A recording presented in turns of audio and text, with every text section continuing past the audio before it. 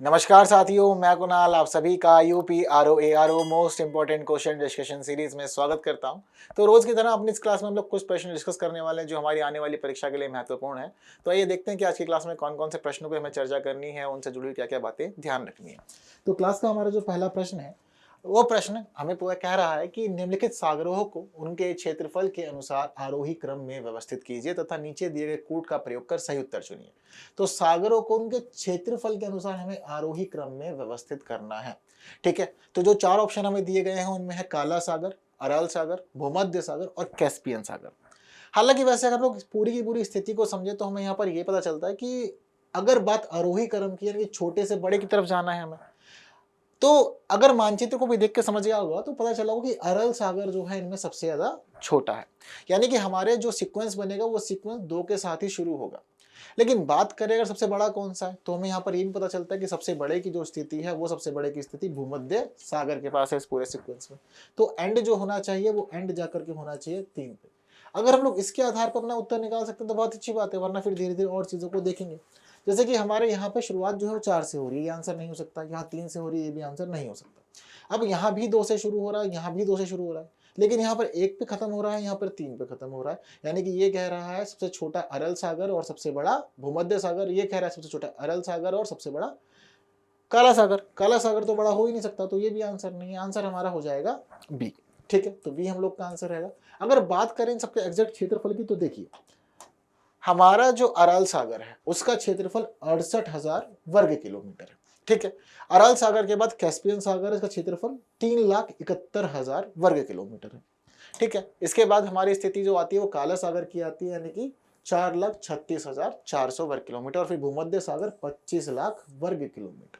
ठीक है, ये पूरी पूरी स्थिति बटी हुई है। तो इसके हिसाब से क्या पता चलता है हम लोग को, अराल सागर, कैस्पियन सागर, काला सागर और भूमध्य सागर। अब इसके हिसाब से आंसर देखा जाए तो अराल सागर, कैस्पियन सागर, काला सागर, भूमध्य सागर, यानी कि 2 4 1 3 and the answer is done. 2 4 1 3। ठीक है, तो यहाँ पर हम लोग का आंसर आ गया। ठीक, मामला क्लियर है सर। बाकी इन महासागरों की और जानकारियों के लिए आप पढ़ सकते हैं कि कौन कौन कहाँ कहाँ किससे सीमा साझा करता है, ये सारी बातें भी यहाँ मेंशन है। ठीक है, चलिए आगे बढ़ते हैं। आगे बढ़ते हमारा अगला प्रश्न देखते हैं क्या कह रहा है। तो अगला प्रश्न जो है हमारा वो अभिकथन और कारण वाला है। तो देखते हैं क्या स्थिति है यहाँ पर, देखते हैं कि दोनों सही है या नहीं, उसका देखना पड़ेगा कि सही व्याख्या हो रही है या नहीं। तो यहाँ पर पहला कहा जा रहा है कि 21 मार्च और 23 सितंबर को दिन और रात बराबर होते हैं। क्या 21 मार्च और 23 सितंबर को दिन बराबर होते हैं? सोचिए, विषुव की स्थिति में सूर्य कर्क रेखा पर लंबवत चमकता है, क्या ऐसा होता है? तो देखिए, चलिए आइए कुछ चीजों को लेते हैं। तो देखिए, साल में हम देखते हैं 2 विषुव और 2 अयानांत। ठीक है, यहाँ पर ये वाली बात बिल्कुल ठीक है कि 21 मार्च और 23 सितंबर को दिन और रात बराबर होते हैं। ठीक, अब इसके पीछे कारण क्या है? विषुव की स्थिति में सूर्य कर्क रेखा पर लंबवत चमकता है। क्या वास्तव में सच है ये वाली बात? तो देखिए, ये वाली बात जो है वो बिल्कुल गलत है। विषुव की स्थिति में कर्क रेखा पर नहीं होता। कर्क रेखा पर कब पहुंचेगा? जब ग्रीष्म आयानांत आएगा। और ग्रीष्म आयानांत कब आता है? ग्रीष्म आयानांत आता है 21 जून को।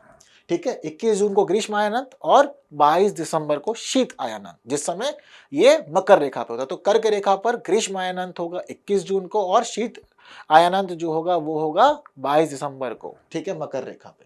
तो विषुव की स्थिति में कहाँ होते हैं आप? भूमध्य रेखा पे होते हैं, विषुवती रेखा पे होते हैं। ये बात हमें देखने को मिलती है। ठीक है, क्लियर है बात सारी। तो इस वजह से दूसरा स्टेटमेंट यानी कि कारण जो है वो गलत है, अभिकथन सत्य है। तो कहाँ लिखा है अभिकथन सत्य? ये कह रहा है ए सत्य है किंतु आर असत्य है, और यही हम लोग का आंसर हो जाएगा, यानी कि ए। ठीक है, बात सारी की सारी। तो ए आंसर के साथ हम लोग बढ़ते हैं आगे। हमारा अगला प्रश्न देख लेते हैं। कहा जा रहा है ऑरेंज नदी के संदर्भ में निम्नलिखित कथनों में से कौन सा या सही है? तो ऑरेंज नदी दक्षिणी अफ्रीका एवं नामीबिया की सीमा का निर्धारण करती है। अग्रवीज जलप्रपात इसी नदी पर अवस्थित है। ठीक है, तो देखना है कि दोनों सही है, एक सही है, कोई भी सही नहीं है। तो देखिए, ऑरेंज नदी के बारे में ये वाली बात बिल्कुल ठीक है कि ये दक्षिणी अफ्रीका और नामीबिया की सीमा का निर्धारण करती है, इसलिए बात बिल्कुल ठीक है। क्या जलप्रपात इसी नदी पर है? ये बात भी ठीक है कि आग्रावीज जलप्रपात इसी नदी यानी कि ऑरेंज नदी पर ही स्थित है, इसी पे बनाया गया हुआ है। ठीक है, दोनों ही स्टेटमेंट सही है, और दोनों ही स्टेटमेंट सही होंगे तो प्रश्न का उत्तर क्या हो जाएगा? बी हो जाएगा। 1 और 2 दोनों ही सही है। बात क्लियर है सभी को? चलिए अगला प्रश्न देख लेते हैं हमारा क्या कह रहा है।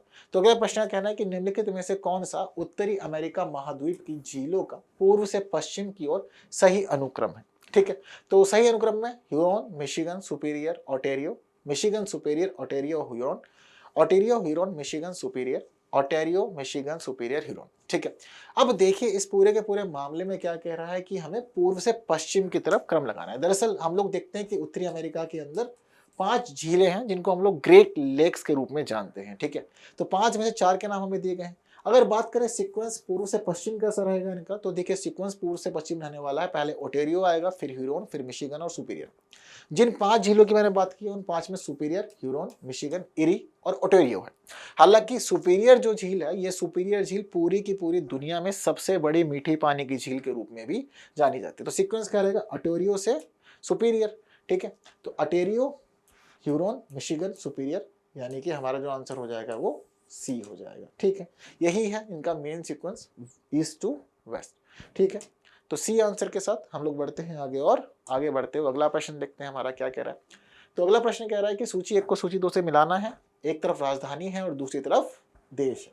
राजधानी और देश, राजधानी में दे रखा है हमें, मतलब सॉरी इन्होंने उल्टा कर दिया, यहाँ पर टाइपिंग मिस्टेक हुई है। यहाँ पर एक्चुअल में देश आने चाहिए, क्योंकि देश यहाँ लिखेंगे और यहाँ पर रहेंगी ये इनकी राजधानियाँ। ठीक है, तो ऐसे समझ लेते हैं हम लोग, कोई परेशानी नहीं है। तो देश है हमारे पास बेल्जियम, जर्मनी, पोलैंड या बेलारूस। देश और राजधानी में है हमारे पास में वार्सा, ब्रुसेल्स, मिन्स्क और बर्लिन। ठीक है, ये स्थिति यहाँ पर देखने को मिल रही है। अब देखिए किसी को कुछ पता या ना हो, पता हो, ये तो पता है कि बर्लिन किसकी राजधानी है, ये तो पता होगा, बहुत चर्चा में रहा है, हिस्ट्री में भी पढ़ते हैं, पॉलिटी में भी पढ़ते हैं और जनरल भी टॉपिक है। किसकी राजधानी है? बर्लिन की राजधानी क्या है? जर्मनी है। यानी कि बी के लिए क्या होना चाहिए? 4 होना चाहिए। देखते हैं अगर एक से आंसर आ जाए तो ठीक, वरना फिर आगे बढ़ेंगे। जैसे कि यहाँ बी के लिए 2 दिया हुआ है, आंसर हो सकता है? नहीं। यहाँ बी के लिए भी 2 है, यहाँ भी आंसर नहीं होगा। यहाँ बी के लिए 4 है, ये आंसर हो सकता है।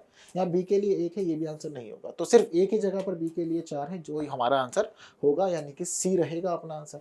ये सिंपल है कि जर्मनी की राजधानी बर्लिन है, हमें इतना पता है। ठीक है, बाकी और भी समझ सकते हैं। बेल्जियम है, बेल्जियम की राजधानी क्या है? वार्सा, ब्रुसेल्स या मिन्स्क? ब्रुसेल्स है बेल्जियम की राजधानी, यानी कि यहाँ पर 2 रहेगा। पोलैंड की राजधानी क्या है? ठीक है, तो पोलैंड की राजधानी है हमारी वार्सा। वार्सा पैक्ट जो था वो यहीं पे हुआ था। और बचा हमारे पास में अब बस मिन्स्क। ठीक है, किसकी राजधानी है? मिन्स्क, बेलारूस की राजधानी है मिन्स्क। ठीक है, तो यहाँ पर आ जाएगा 3। तो 2 4 1 3 यह रहेगा हम लोग का आंसर, 2 4 1 3। चलिए सी हो जाएगा आंसर। क्लियर है बात सारी? चलिए आगे बढ़ते हैं, आगे बढ़ते हैं, देखते हैं हमारा अगला प्रश्न क्या कह रहा है। फिर दोबारा आ गए हैं कथन और कारण। अभी क्या कह रहे हैं? दक्षिणी गोलार्ध में पछुआ पवनों का विकास 65 डिग्री से 75 डिग्री दक्षिणी अक्षांशों के मध्य होता है। उत्तरी गोलार्ध की तुलना में दक्षिणी गोलार्ध में स्थलीय भाग का अभाव रहता है। ठीक है, तो देखिए जनरली क्या होता है, पवनों के मामले में हम लोग पूरे के पूरे अपने ग्लोब को ना 3 भागों में बांट देते हैं। हमारी भूमध्य रेखा से जब हम लोग 30 डिग्री की तरफ जाते हैं जनरली, तो 30 डिग्री की तरफ कौन सी पवनें होती हैं? यहाँ पर ध्रुव, इनको हम लोग कहते हैं कि ये विषुवतीय पूर्वी पवनें हैं। जब हम लोग 30 से ऊपर जाते हैं 60 तक, तो इनको हम लोग क्या कहते हैं कि ये हमारी पछुआ पवनें हैं। ठीक है, और 60 से 90 की तरफ जाते हैं तो क्या कहते हैं उनको? ध्रुवीय पूर्वी पवनें। ठीक है, सिंपल है फॉर्मेट, तो ऐसे कोई परेशानी नहीं। अब हमें कहा जा रहा है कि 65 से 75 डिग्री दक्षिणी अक्षांशों के मध्य पछुआ पवनें होती हैं। पर जिस तरह का सेटअप ऊपर होता है उसी तरह का सेटअप नीचे, यानी कि जैसा उत्तरी गोलार्ध में है वैसा ही दक्षिणी गोलार्ध में भी है। तो उसका मतलब यह मामला गलत हो गया, क्योंकि 65 डिग्री से 75 डिग्री नहीं होता, ये 30 या 35 से आप लोग 60-65 तक ले जा सकते हैं। ये बात बिल्कुल ठीक है।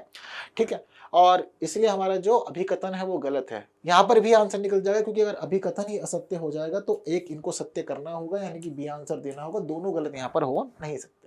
उत्तरी गोलार्ध की तुलना में दक्षिणी गोलार्ध में स्थलीय भाग का अभाव है, ये बात बिल्कुल ठीक है। अगर हम लोग मैप देखते हैं तो उत्तर में हमें लैंड ज्यादा दिखता है, दक्षिणी गोलार्ध में लैंड ज्यादा नहीं दिखता।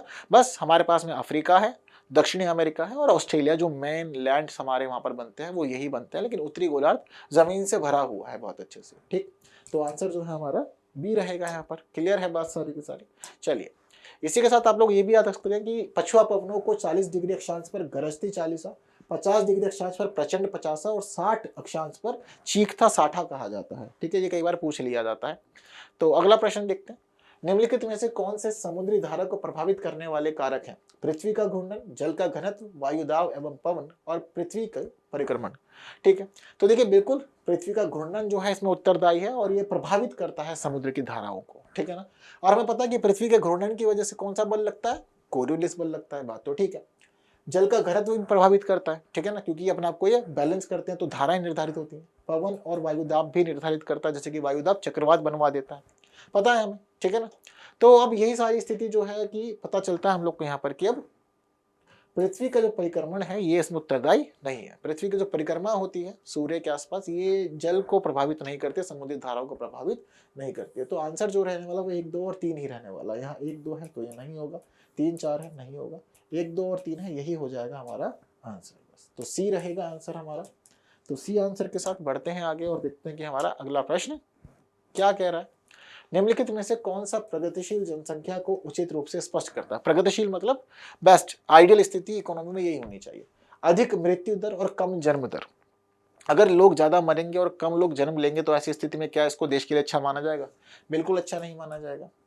अधिक जन्म दर और कम मृत्यु दर, यानी कि कम लोगों की मृत्यु हो रही है और ज्यादा लोग जन्म ले रहे हैं, ऐसे तो फिर उनपे एक समय के बाद वर्कलोड बहुत, मतलब जिम्मेदारियां बढ़ जाएगी, आर्थिक तनाव आ जाएगा, आर्थिक लोड बढ़ जाएगा, क्योंकि जन्म कम लोग ले रहे हैं। ठीक है, तो ये भी गलत हो गया। और विद्युत जनसंख्या ज्यादा हो जाएगी तो वो कार्यशील जनसंख्या नहीं रहेगी।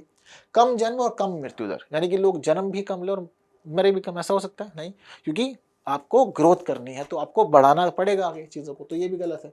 3 गलत होगा तो आंसर क्या हो जाएगा? डी हो जाएगा। अधिक जन्म दर और अधिक मृत्यु दर, यानी कि मृत्यु भी अधिक हो और जन्म भी अधिक लोग लें, तो ऐसे क्या होगा? इकोनॉमी पूरी बैलेंस रहेगी, अच्छा मामला चलेगा और आप कंपटीशन करेंगे और आपकी जो व्यवस्थाएं हैं, आर्थिक गतिविधियां, वो सब भी अच्छे से चलेंगी। तो इसीलिए प्रगतिशील जनसंख्या तभी मानी जाती है जब अधिक लोग जन्म ले रहे हैं और अधिक लोगों की मृत्यु भी हो रही है। ठीक है, तो आंसर जो है हम लोग का यहाँ पर डी रहेगा।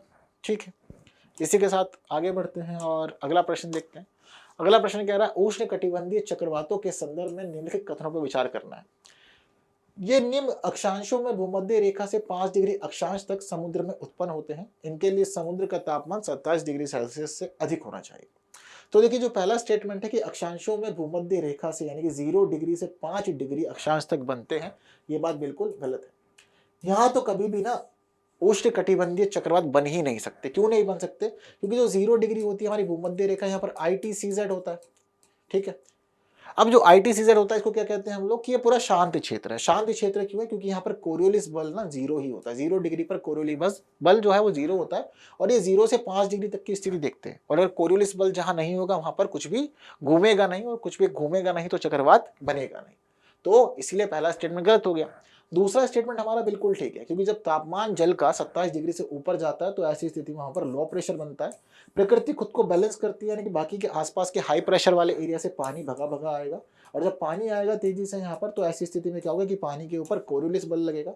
अगर ये उत्तरी गोलार्ध में है तो गति की दिशा के राइट हैंड मुड़ जाएंगे, यानी कि एंटी क्लॉकवाइज यहाँ पर चक्रवात बनेगा, और दक्षिणी गोलार्ध में है तो क्लॉकवाइज चक्रवात बनवा देंगे और फिर चीजें हम देखेंगे प्रलय के रूप में सामने आएगी। तो बिल्कुल दूसरा स्टेटमेंट सही है, केवल 2 यानी कि बी के साथ हमें चलना होगा।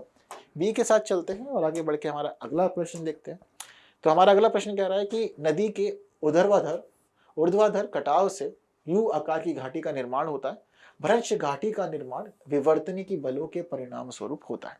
ठीक है, तो देखिए अब यहाँ पर स्थिति क्या है कि नदी के ऊर्ध्वाधर कटाव से यू आकार की घाटी का निर्माण नहीं होता। कैसा होता है? वी आकार की घाटी का निर्माण होता है। यू आकार की घाटी का निर्माण कब होगा? यू आकार की घाटी का निर्माण हम देखते हैं तब होता है जब पहाड़ों पर पहले से मौजूद नदी घाटी में हिमानी के लंबवत अपर्दन हो, तब यू आकार की घाटी बनती है, इसलिए ये गलत हो गया। भ्रंश घाटी का निर्माण विवर्तनी के बलों के परिणाम स्वरूप होता है, ये वाली बात बिल्कुल ठीक है। जब विवर्तनी के बल लगते हैं तो ऐसी स्थिति में भ्रंश घाटियों का निर्माण हो जाता है। तो दूसरा ठीक है, पहला गलत है और दूसरा ठीक है, तो इसका मतलब क्या होगा कि केवल 2 बी जो है वो हम लोग का आंसर हो जाएगा। बात क्लियर है सभी को? तो इन्हीं बातों के साथ हमारा जो आज का सेशन है ये सेशन भी कंप्लीट हो जाता है। जितने महत्वपूर्ण प्रश्नों पे हमें आज की क्लास में बातचीत करनी थी उन सभी पे कर ली गई है। बाकी की बात होगी अगले वीडियो में कुछ नए प्रश्नों के साथ। तब तक के लिए दीजिए मुझे विदा। Thank you so much.